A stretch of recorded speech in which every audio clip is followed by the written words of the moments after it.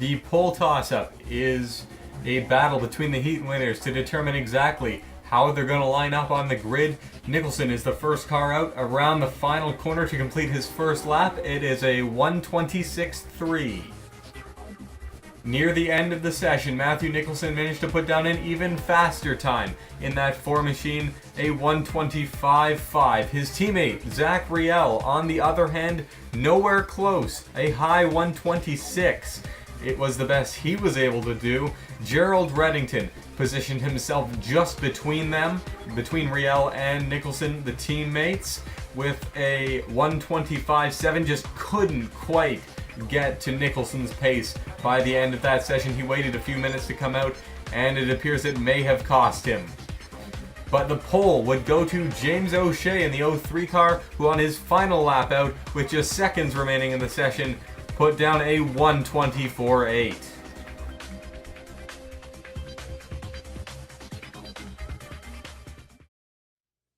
With the pole toss-up done and over with, the starting grid is finalized and the cars have lined up on the back straightaway halfway through the pace lap. Alex Tanker in the 15 machine is starting from row 21.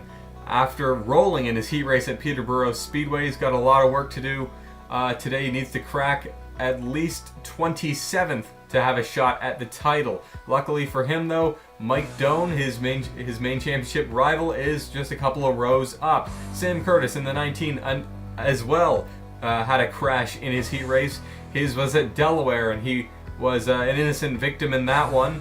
But nonetheless, he won at Motegi early in the year, looking to improve from his starting spot clearly by the end of this thing.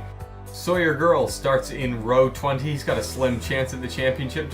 He's just basically got to try his best. Hasn't won a race since Homestead Miami at the beginning of the year, but he's been pretty consistent, racking up those top 5s and 10s over the course of the season. Starting alongside is Carl Ndumian. After his win at Road America, Carl has the very slimmest chance of winning this title, starting back in 39th. Not only does he need to win, he needs to lead the most laps in order to even have a shot at the title here today. He's just going to give it his all, I imagine. In front of them, it is the current championship leader. The driver of that number 72 Western Sizzlin machine is Mike Doan. Alongside, it is Tyler Markell. Marcus Stroman deserves a position in this race, perhaps more than anyone else in the field. He won the pole for his heat race at Flamborough Speedway, was leading the way until an engine issue took him out of the race halfway through after he led all of the race's laps up until that point. He won the pole again for the B main at Cayuga Speedway and led most of the laps en route to victory there. Markell also deserved that spot. His spot in the race, racing from 19th to 2nd in the B main. Rusty Babinski starts alongside Marcus Stroman in the 66. Babinski hasn't won a race in his rookie campaign, but a lot of good finishes in the first half of the season, as well as continued consistency in the second half have led him to this point. In front of them, it is Obrovac and Markell, pair of drivers just barely squeaking it in to this race. Just ahead, it is Ophelia Ndumian in the 2 machine and J.R. Fitzpatrick in the 85 after winning Richmond. Hasn't been doing too well at the road courses this year, hoping to finish it off strong. Starting in row 15 is Don Thompson Jr. in the 51. Both him and J.R. Fitzpatrick, who's pretty much immediately behind him, have the advantage when it comes to experience at this track. Of course, HARC's never been here, but the NASCAR Canadian Tire Series has, and both of those drivers fierce competitors on the track at this facility. Zachary Fitzwater alongside the 51. The 44 has made a bit of a comeback in these last few rounds, getting some top 5s and 10s after an abysmal start to the season, looking to finish off the year strong. Louvier and Crasta starting just in front of them. Row 13 is Bill Littlejohn in the 30. Led some laps in his heat race at Delaware Speedway, but fell off towards the ends, falling to 7th. Still made the race though, and he's got to be proud of that. Prudy's going to be cheering him on from the pits. Johnny Appleseed in the 00 alongside.